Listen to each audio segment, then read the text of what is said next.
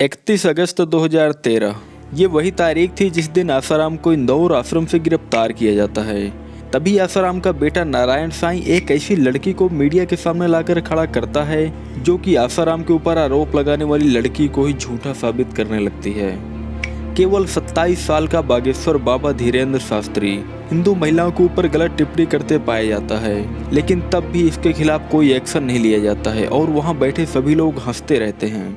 संत रामपाल जैसे बाबा जो कि खुद को कबीर का अवतार बताते हैं, और जब पुलिस छानबीन करती है तो रामपाल के पास हथियारबंद सेना निकलती है।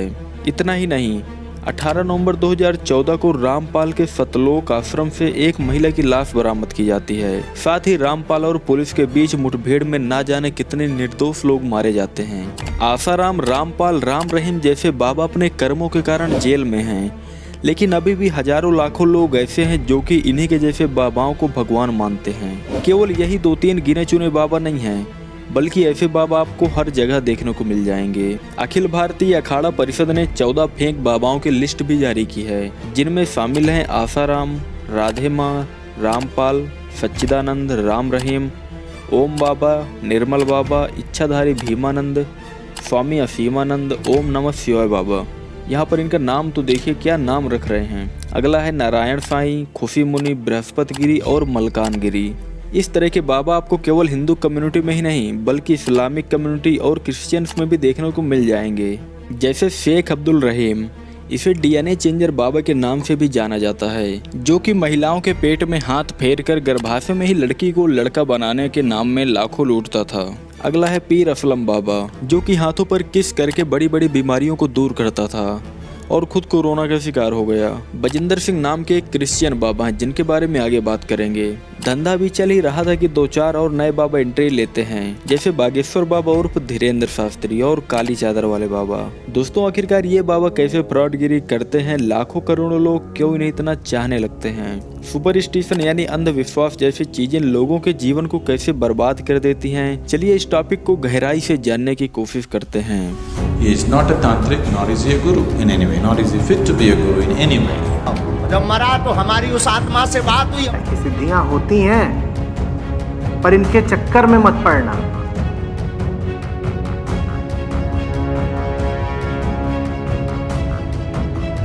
What is a ghost? एक बार हमारी रावण से बात हुई। सबसे पहले बात करते हैं बागेश्वर बाबा यानी धीरेन्द्र शास्त्री की, जो कि केवल 27 साल का है। धीरेन्द्र का पूरा नाम धीरेन्द्र कृष्ण गर्ग है। बागेश्वर धाम मध्य प्रदेश के छतरपुर जिले में बना हुआ भगवान हनुमान जी का मंदिर है। धीरेन्द्र इसी मंदिर में कथावाचक है। फिलहाल देखा जाए तो धीरेन्द्र कथा करने का काम कम और लोगों की समस्याओं को दूर करने का काम ज्यादा कर रहा है। धीरेन्द्र यूट्यूब पर सबसे ज्यादा अपने भड़काऊ भाषण की वजह से वायरल हुआ था। कायरो जग जाओ, अब सब हिंदू अपने हाथ में हथियार उठा लो और कह दो हम सब हिंदू एक हैं। अगर सभी लोग हथियार उठा लेंगे तो पुलिस क्या करेगी? कानून तो धरा का धरा रह जाएगा। धीरेन्द्र लोगों के बिना बताए ही उनकी समस्याओं को एक पर्चे पर लिख लेता है, तो क्या जरूरत है लोगों को मंच पर बुलाकर परेशान करने की? क्या दूर से ही उनकी समस्याओं को दूर नहीं किया जा सकता है? इतना ही नहीं, धीरेन्द्र द्वारा प्रेत दरबार लगाया जाता है, जहां लोगों की बॉडी से भूत पिशाच प्रेतात्माओं को बाहर निकाला जाता है। इनके सिर में चमीटा मारे जाएं, औरतें जो ढापटक करें। जितना इन रोगियों के घर वालों को परेशान किया प्रेतों ने, उतना मार मार के इन प्रेतों को परेशान किया जाए। सेनापति, अब सिर में मारो चमीटा। आप लोगों ने गौर किया होगा कि धीरेन्द्र किसी को ऑर्डर देता है कि मारो, पटको, गर्दन धरो। यहाँ पर धीरेन्द्र जिसे ऑर्डर देता है वो सेनापति है, जो कि दिखाई ही नहीं देता है। बाबा की एक अदृश्य सेना भी है, जिसमें सेनापति, मुखिया और एक बहुत बड़ी सेना शामिल है। आपको बता दूं कि कभी कभी वो सेनापति बाबा का ऑर्डर ही नहीं मानता है। मार लगाओ इसको सेनापति। या फिर यहाँ पर यह भी कहा जा सकता है कि वो व्यक्ति अपनी स्क्रिप्ट भूल गया हो। वैसे धीरेन्द्र कहता है कि दरबार में किसी को भी उठाकर ले आओ और चारों पंडालों में आप किसी को ले आना, उसी का पर्चा निकलेगा। लेकिन वहीं पर मौजे स्टोरी चैनल के बंदे को मना करके खुद ही उसे बुला लेता है। कहे तुम्हारे हमने ठेका लो का कि तुम्हारे नौकरा हम बैठे।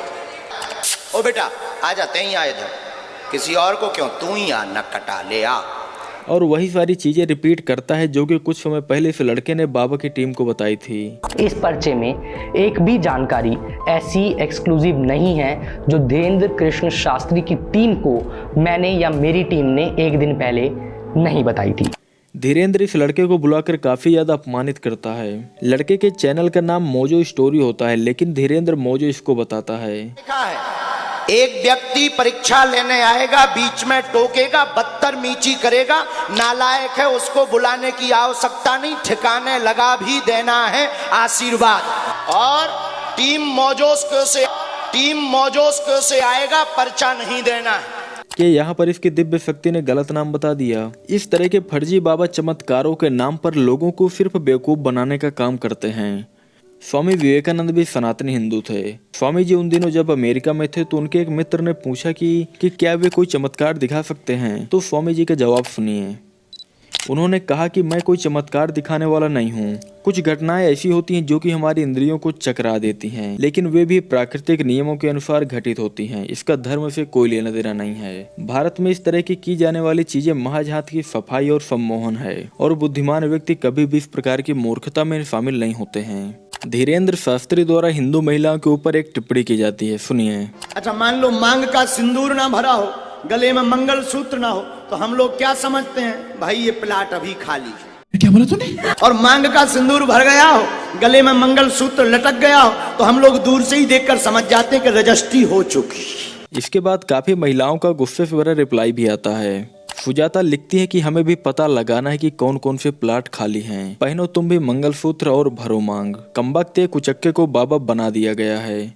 शर्म आती है कि किस समाज में रहती हम औरतें सच में भाग्यहीन हैं। बाबा धीरेन्द्र का नॉलेज कितना कमाल का है, इस बात का अंदाजा इस वीडियो को देखकर लगा सकते हैं। 2023 के गणतंत्र दिवस के पावन पर्व 15 अगस्त को प्रातः काल 10 बजे यहाँ पर धीरेन्द्र 15 अगस्त को गणतंत्र दिवस बता रहा है। धीरेन्द्र को ये तक नहीं पता कि हमारा देश कब आजाद हुआ था। इतने बड़े बाबा द्वारा ऐसा कहना कहीं ना कहीं उन लोगों का अपमान है जो कि देश की आज़ादी के लिए फांसी पर झूल गए। कभी कभी तो धीरेन्द्र इतने सस्ते एक्टर को मंच पर लाता है जिन्हें देखकर साफ पता लगता है कि ये एक्टिंग कर रहा है। जैसे इन महाशय को देखिए, पिशाच चढ़ा हुआ है और पिशाच माइक उठाकर भी बोल रहा है। कभी कभी तो बाबा एक ही बंदे को 2-2 बार बुला लेते हैं। ये दोनों वीडियो में आया हुआ व्यक्ति एक ही है। इतना ही नहीं, धीरेन्द्र कैंसर जैसी बीमारियों को भी दूर करता है। आप अपने घर पर जो है 11 दिन की अखंड ज्योति जलाएं, 50 ग्राम देसी गाय के गोमूत्र में 2 खड़ी हल्दी की गांठ पीस करके मिला करके रोगी को पिलाएं, लाभ 100% होगा, आशीर्वाद। यहाँ पर सोचने वाली बात है कि हम लोग क्यों अपने माँ बाप का पैसा डॉक्टर की पढ़ाई में बर्बाद कर रहे हैं। सरकार क्यों करोड़ों रुपए हॉस्पिटल बनवाने में बर्बाद कर रही है। लोग क्यों मेडिकल साइंस की पढ़ाई करने देश विदेश जाते हैं, जब बड़ी से बड़ी बीमारियों का छू मंतर इलाज इन बाबाओं के पास है। कहानी में एक और नायक आते हैं, श्याम मानव, जो कि अखिल भारतीय अंधश्रद्धा निर्मूलन समिति के संस्थापक व नेशनल कन्वेनर हैं। ये समिति जादू टोना चमत्कार अंधविश्वास जैसी चीजों के खिलाफ काम करती है। श्याम मानव अब तक करीब 200 से ज्यादा फर्जी बाबाओं का भंडा फोड़ चुके हैं। श्याम मानव को धीरेन्द्र के दिव्य दरबार का पता लगता है, लेकिन उसके साथ में उन्होंने दिव्य दरबार यहाँ पर आयोजित किया है। बाबा के इस दिव्य दरबार के खिलाफ श्याम मानव 8 जनवरी 2023 को पुलिस से शिकायत करते हैं कि धीरेन्द्र शास्त्री महाराष्ट्र में लागू सुपरस्टिशन और ब्लैक मैजिक कानून के खिलाफ काम कर रहा है। यहाँ पर थोड़ा फ्लैशबैक में चलते हैं। 1989 में नरेंद्र दाभोलकर के द्वारा एक समिति की स्थापना की जाती है जिसका नाम होता है महाराष्ट्र अंधश्रद्धा निर्मूलन समिति। ये समिति भी सुपरस्टिशन एंड ब्लैक मैजिक जैसी चीजों के खिलाफ काम करती थी। लेकिन 20 अगस्त 2013 को कुछ कट्टर लोगों के द्वारा नरेंद्र दाभोलकर की गोली मारकर हत्या कर दी जाती है। हत्या के 4 महीने बाद दिसंबर 2013 में महाराष्ट्र में black magic superstition and human sacrifice के खिलाफ एक कानून पारित किया जाता है। नरेंद्र दाभोलकर की समिति के लिए ये बहुत ही बड़ी जीत होती है, क्योंकि ये समिति महाराष्ट्र में एक ऐसे ही कानून को लाना चाहती थी। वापस कहानी पर आते हैं। धीरेन्द्र शास्त्री के खिलाफ शिकायत करने के बाद श्याम मानव को जान से मारने की धमकियां मिलने लगती हैं कि जो हमने नरेंद्र दाभोलकर के साथ किया था वही तुम्हारे साथ करेंगे। He will be another Dabholkar. इसके बाद श्याम मानव की सिक्योरिटी बढ़ा दी जाती है। इसी टाइम जब धीरेन्द्र नागपुर आता है तो शिकायत करने के साथ ही श्याम मानव धीरेन्द्र शास्त्री को एक चैलेंज देते हैं कि अगर धीरेन्द्र चैलेंज जीतता है तो इनाम के तौर पर समिति की तरफ से 30 लाख रुपए दिए जाएंगे। साथ ही श्याम मानव धीरेन्द्र शास्त्री के चरणों में गिरकर माफी भी मांगेंगे और अखिल भारतीय अंधश्रद्धा समिति को बंद कर देंगे। ये समिति हम बंद कर देंगे, माफी भी मांगूंगा और समिति भी बंद करूंगा। चैलेंज ये था कि 2 कमरे होंगे जहां एक कमरे में कुछ लोग होंगे और दूसरे कमरे में कुछ चीजें रखी होंगी। अगर धीरेन्द्र लोगों का नाम, पिता का नाम और कहाँ कौन सी चीज रखी है इसके बारे में 90% भी सही बताता है तो वह चैलेंज जीत जाएगा। चैलेंज 13 जनवरी 2023 को होना था, लेकिन धीरेन्द्र 11 जनवरी को ही ये कहकर रायपुर निकल लेता है कि कथा 11 जनवरी को समाप्त हो गई है और स्वयं मानो अगर शक्तियाँ देखना चाहते हैं तो रायपुर आए। 3 तारीख को हम पहले ही ये कह चुके कि हम 7 दिन की कथा है, सब कथाएं हमने 2-2 दिन की काट दी। ठीक है, तो हम आपको कहेंगे श्याम मानव जी, आपको अनुभव करना है तो दरबार में रायपुर में आइए, आगे बागेश्वर धाम पर लगेगा, वहां आइए। इसके बाद श्याम मानव धीरेन्द्र को भगोड़ा कहकर पुकारते हैं और साथ ही ये जवाब देते हैं, फ्रॉड एंड प्रूफ कंडीशंस के तहत उन तक कोई भी जानकारी ना पहुंचे, इस ढंग से वातावरण हम निर्माण नहीं कर सकते हैं। इसलिए नागपुर में ही ये चुनौती बहुत अच्छे ढंग से पारित हो सकती है। आगे चलकर धीरेन्द्र बहुत ही बदतमीजी वाला बयान देता है, सुनिए। विरोधी लोग हैं जो धर्म विरोधी होते हैं, हम 7 दिन वहां झंडा गाड़ने तब उनको बाप मर गए, तब नहीं उन्हें हम ध्यान आए। 7 दिन उनके मुड़ पे झंडा, 2 दिन दरबार, प्रेत दरबार, तब का होगा तो कौन चुड़िया पहन रही थी। अब भी दरबार लग रहा, बागेश्वर धाम पे लगेगा, रायपुर में लगेगा।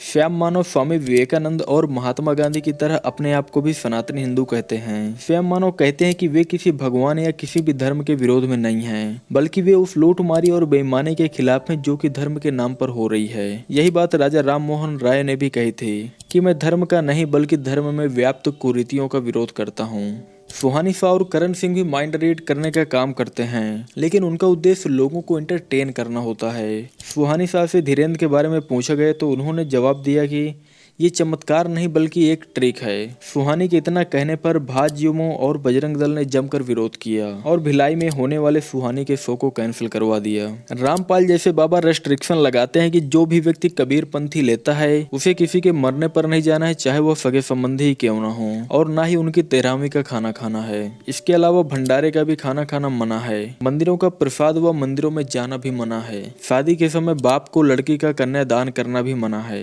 आपको बता दूं कि रामपाल या कबीर पंथी से रिलेटेड जितनी भी किताबें आती हैं उनमें से ज्यादातर किताबों में हिंदू देवी देवताओं को कबीर से नीचे दिखाने की बात कही गई है, जिनमें लिखा गया है कि अगर श्री कृष्ण विष्णु की आराधना करोगे तो मोक्ष नहीं मिलेगा, लेकिन कबीर की करोगे तो मोक्ष जरूर प्राप्त होगा। किताबों का टाइटल रहता है कबीर बड़ा या कृष्ण। साथ ही एक किताब में छपी इस फोटो को देखिए जिसमें कबीर का स्थान सबसे ऊंचा दिखाया गया है। आखिर हमारे समाज में ये क्या चल रहा है? लोगों के अंदर नफरत और उनका ब्रेन वॉश क्यों किया जा रहा है? धीरेन्द्र कहता है कि उड़ीसा में जो ट्रेन एक्सीडेंट हुआ था उसे वो पहले से ही पता था। प्रायः राष्ट्र हितैषी विश्व हितैषी संकेतों का अनुभव होता है, उसके लिए मंगल कामना करते। लेकिन एक बात सुनो, पता होना अलग है, टालना बहुत अलग है। जब लोग कहते हैं कि बाबा तुमने क्यों नहीं बताया, नहीं तो सैकड़ों लोग बच जाते, तो धीरेन्द्र जवाब देता है कि कृष्ण को पता था कि महाभारत होनी है, लेकिन वे उसे नहीं रोक पाए, तो मैं क्या कर सकता हूँ। भगवान कृष्ण को भी पता था कि महाभारत होगा, पर टाल नहीं पाए। आप खुद सोच कर देखिए कि आखिर ये कौन सी बात हुई। अगर बाबा कुछ नहीं कर सकता था तो क्या जरूरी था इस तरह के बयान देना। स्वामी अविमुक्तेश्वरानंद ने भी बाबा को चुनौती दी है कि वे जोशी मठ आकर धसकती हुई जमीन को रोक कर दिखाएं, तभी हम उनके चमत्कार को मानेंगे। वे जोश मठ को जोड़ दें, हम फूल बिछाकर उनको ले आएंगे और फिर झुक करके पलकों पर बिछाकर उनको वापस करेंगे। दोस्तों आप ही बताइए कि अगर बाबा में इतनी शक्ति है तो इस साल जो हिमाचल प्रदेश जैसी जगहों में भारी तबाही हुई है, हजारों लाखों लोगों के घर बर्बाद हुए हैं, क्या इन्हें रोकना नहीं चाहिए था? लेकिन ऐसा नहीं हो सकता, ये बात आप और मैं अच्छी तरह समझते हैं। ये सिर्फ एक पाखंड है, ये केवल आपकी सोच और आपकी हमारी आस्था के साथ खिलवाड़ हो रहा है। अभी भारतीय जनता पार्टी बाबा को फुल सपोर्ट कर रही है। जिस दिन बाबा ने बीजेपी के खिलाफ कुछ बोल दिया उस दिन बाबा की सारी शक्तियां खत्म हो जाएंगी। अभी कुछ दिन पहले की बात है कि धीरेन्द्र के भाई ने तमंचा लेकर काफी बवाल खड़ा किया था। ऐसा नहीं था कि आसाराम के भक्त कम थे, बड़े बड़े नेता यहाँ तक कि मोदी जी भी खुद आसाराम को मानते थे। आज सोशल मीडिया तेज है तो सबको तुरंत खबर लग जाती है, लेकिन उस टाइम सोशल मीडिया कम था, तब भी आसाराम के दरबार में 2-3 लाख से ज्यादा लोग आते थे। जब आसाराम गिरफ्तार हुआ तो लोगों को पता चला कि सबने जिसे सिर पर चढ़ाया था वही बलात्कारी और हत्यारा निकला। क्रिश्चियंस में एक बाबा हैं जिनका नाम है बजिंदर सिंह, यूट्यूब पर जिनके मिलियन में सब्सक्राइबर हैं। बजिंदर बाबा लंगड़े को भी चला सकते हैं। एक लेडी जिसे ऑक्सीजन मास्क की सख्त जरूरत थी, बाबा उसका मास्क निकालकर उसे ठीक कर देते हैं और बाबा इन अंकल को सख्ती मारते हैं कि ये अंकल गिर जाते हैं। अंकल जी भी क्या बढ़िया एक्टिंग करते हैं। ऐसे भी बाबा हुए हैं जो जादू से हवा में सोने की चैन निकाल देते थे। देखा जाए तो कहीं पर भी जादू टोना, भूत प्रेत, सुपर पावर जैसी चीजें एग्जिस्ट नहीं करती हैं। जेम्स रैंडी एक बहुत बड़े मैजिशियन एंड राइटर थे जिनकी मृत्यु 20 अक्टूबर 2020 को हुई थी। उन्होंने चैलेंज दिया था कि जो भी भूत प्रेत जैसी चीजों का रियल प्रूफ दिखाएगा उसे जेम्स रैंडी के फाउंडेशन की तरफ से $1 मिलियन यानी उस टाइम के हिसाब से 6 करोड़ रुपए दिए जाएंगे। हमारे भारत में भी गोधरा ग्रुप ने भूतों जैसी पैरानॉर्मल चीजों का प्रूफ लाने पर 50 लाख रुपए देने का चैलेंज निकाला था। दोस्तों, आखिर लोग बाबाओं के चक्कर में क्यों पड़ते हैं? दरअसल आज की इस भाग दौड़ की जिंदगी में लोगों को कई समस्याओं का सामना करना पड़ता है। सबसे बड़ी 2 समस्याएं रोजगार यानी पैसों की तंगी और इलाज। इन्हीं से परेशान ज्यादातर लोग बाबाओं के पास जाते हैं। कहीं न कहीं सरकार भी दोषी पाई जाती है जिसकी वजह से लोगों को इन समस्याओं का सामना करना पड़ता है। दूसरी चीज यहाँ पर कही जा सकती है कि लोगों में एजुकेशन की कमी और जागरूकता का ना होना। इन कमियों के कारण लोग किसी चीज के बारे में दूसरे पॉइंट ऑफ व्यू से नहीं सोच पाते हैं और आगे चलकर ऐसी जगहों में फंसते हैं। बाबाओं के पास जाने से लोगों की समस्याएं सॉल्व नहीं हो पाती हैं, लेकिन चढ़ावे से बाबाओं की जेब जरूर भर जाती है। राजीव दीक्षित जी ने कहा था कि एक प्रभु श्री राम थे जो देश हित के लिए वनों में पैदल चलते थे और आधुनिक पंडित बड़ी बड़ी गाड़ियों से चलते हैं। ये वीडियो लोगों में जागरूकता लाने का एक छोटा सा प्रयास था।